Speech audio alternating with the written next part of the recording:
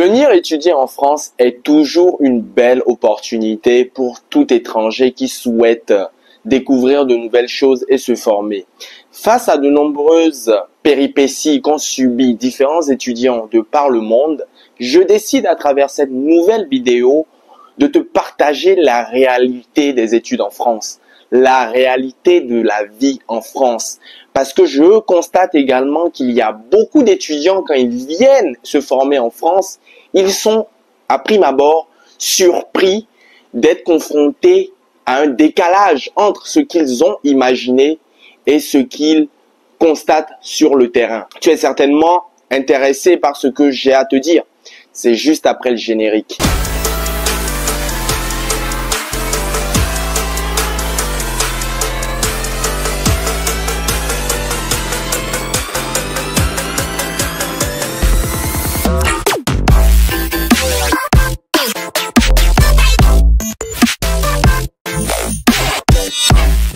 Salut à toi, si tu ne me connais pas, moi c'est Christian Aza de la chaîne Étudier et Vivre en France.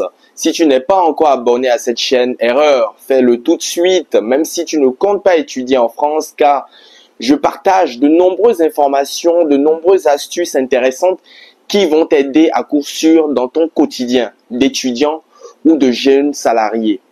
Et n'oublie surtout pas d'activer la cloche pour être informé en temps et en heure de l'apparition de nos pépites. C'est fait? Super. Ben écoutez les amis, ça me fait plaisir de faire cette nouvelle vidéo. Je suis actuellement à Antalya en Turquie pour mes vacances.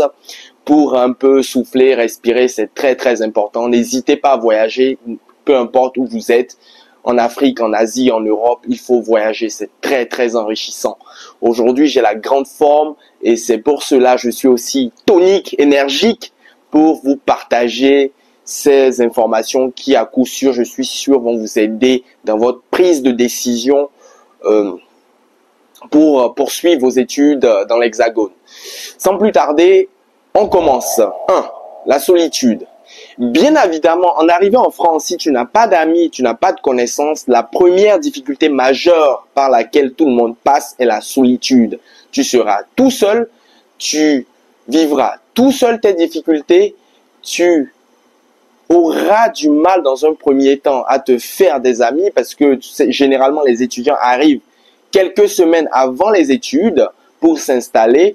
Donc, tu n'auras pas encore d'affinité. Donc, pendant cette période de solitude, n'hésite pas à beaucoup sortir, à beaucoup bouger, à aller aux événements estudiantins, à aller au parc, aller à la bibliothèque et n'hésite surtout pas à aller vers les gens. C'est à toi, comme je le dis souvent, à aller vers les gens. C'est pour cela que j'aime beaucoup voyager tout seul parce que ça me pousse à aller vers les gens. J'adore ce challenge et il ne faut pas avoir honte d'aller vers les gens. Peu importe que tu aies un accent, peu importe que tu ne sois pas d'ici, peu importe que tu sois timide, il faut aller vaille que vaille vers les gens. Tu seras peut-être rejeté par certains, mais crois-moi, en insistant, en persistant, tu tomberas sur de bonnes personnes, des personnes assez ouvertes qui voudront bien faire ta connaissance et échanger, pourquoi pas devenir ton ami. 2. Difficulté à trouver un job. Et oui, il n'y a pas d'argent facile en Europe. Enlève ça de ta tête. Il n'y a pas d'argent qui coule par terre à flot. Non. C'est des conneries. C'est des bêtises. Tu vas devoir travailler comme tu n'as jamais peut-être travaillé de ta vie. Tu vas souffrir. Tu vas te lever à 6 heures, à 5 heures sous le froid pour aller travailler. Tu vas te faire insulter par des étudiants. Tu vas peut-être te faire crier dessus par ton manager. Mais oui, c'est formateur. Ça va être dur. À la fin du mois, quand tu auras ton salaire, crois-moi que tu seras heureux non seulement d'avoir ton salaire, et tu vas bien gérer ton salaire, ton argent pour que tu puisses tenir jusqu'à la prochaine paye. 3. Logement. La location est de plus en plus difficile à trouver en fonction de la zone géographique où tu vas étudier. Peut-être en France, peut-être en province, peut-être en banlieue. Donc oui, ça va être difficile. La demande est exponentielle, alors que l'offre, elle descend, elle est de plus en plus amoindrie. Donc, il va falloir avoir un dossier carré, il va falloir avoir les ressources, il va falloir être moins exigeant dans tes critères de recherche, quitte à prendre dans un premier temps une chambre de bonne, pourquoi pas. ou une cage à souris en attendant d'avoir un pied à terre pour ensuite sereinement chercher, puis trouver. 4. Alternance stage. J'aurais pu mettre dans le point 2 du job, le stage et l'alternance aussi va être un autre challenge pour toi étudiant. Parce que toutes les expériences que tu auras fait à l'étranger, je suis désolé du bruit, toutes les expériences que tu auras accumulées à l'étranger ne vont pas être reconnues, surtout si c'est dans de petites boîtes locales, si c'est dans de petites entreprises qui sont connues que dans ton pays.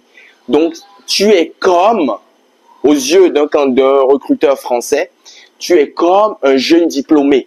Donc, il va falloir être pas du tout exigeant, très ouvert, très déterminé, très motivé et surtout, va falloir prendre tout ce qu'il y a à prendre et accepter de gagner des copecs.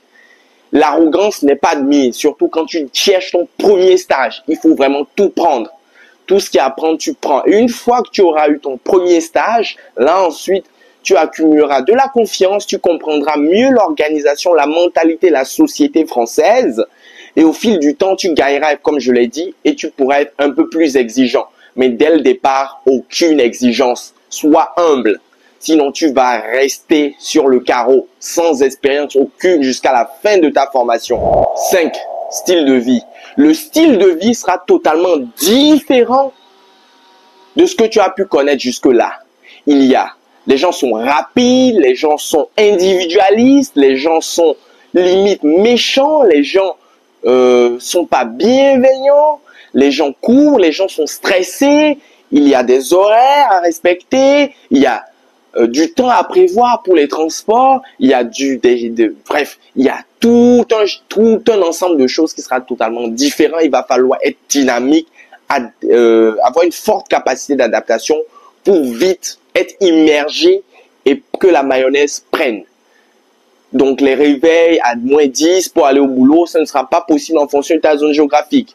Le froid, les formalités, oui, ça sera vraiment différent. Il va falloir être curieux, il va falloir aller vers les gens, il va falloir être vraiment ouvert.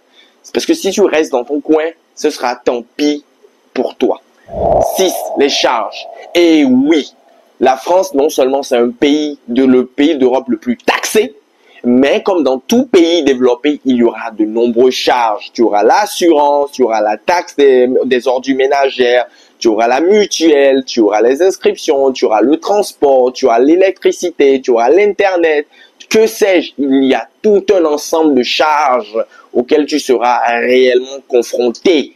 Il va falloir bien savoir gérer son argent, éviter les dépenses inutiles et être réglo. Parce qu'en Europe ici, ça ne rigole pas.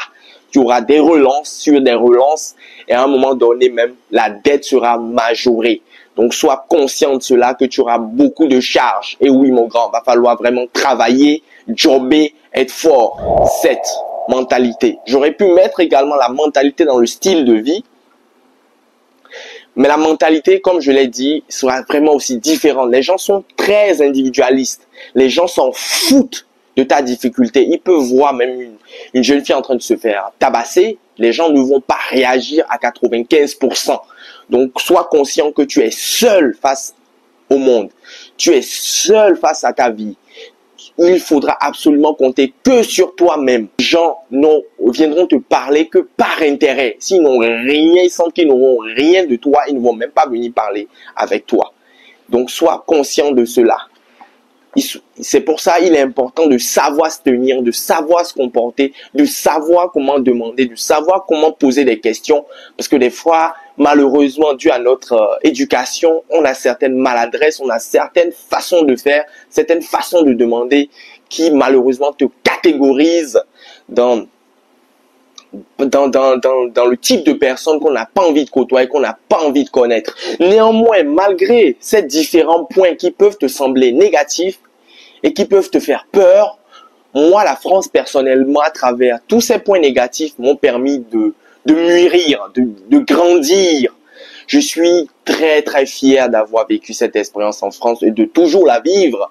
Et franchement, quand je compare le jeune homme du Bénin que j'étais à l'homme que je suis aujourd'hui en France, c'est le jour et la nuit, même si j'avais déjà une base. Mais je suis encore plus fort. Non seulement je suis fort mentalement, il y a très peu de choses qui me fassent peur, qui me fassent pleurer. Je compte que sur moi-même. Je ne demande rien à mes parents, rien à mes amis, peu importe ma difficulté. Je m'autogère. Je ne compte sur personne. Je suis conscient que je suis seul sur terre et qu'il va falloir régler par moi-même mes problèmes. En plus de ça, ma capacité à m'adapter est très très forte. Je m'adapte à toutes les situations parce qu'en France, j'ai dormi dans des voitures, j'ai travaillé comme jamais on a travaillé. Je continue de travailler comme jamais un jeune homme pourrait travailler.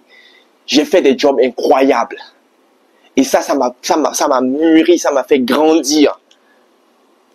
J'ai aussi développé, à travers toutes ces expériences en France, une certaine discipline dans la gestion de mon temps, dans la gestion financière, dans mon organisation. Je ne perds pas du temps. Les choses inutiles, je les supprime. Les distractions inutiles, tu ne me verras jamais là-bas. Mon temps, je l'ai dit peut-être, je le gère, mon temps est beaucoup plus précieux que l'argent que je pourrais amasser. Donc, et surtout pour finir, je travaille comme on ne travaille jamais, je l'ai dit. J'adore travailler. Même les vacances, je suis en vacances actuellement. Moi, les vacances, au-delà de 10 jours, j'en peux plus. Mais là, en Turquie, j'y suis pour 2 semaines, je vais devoir tenir.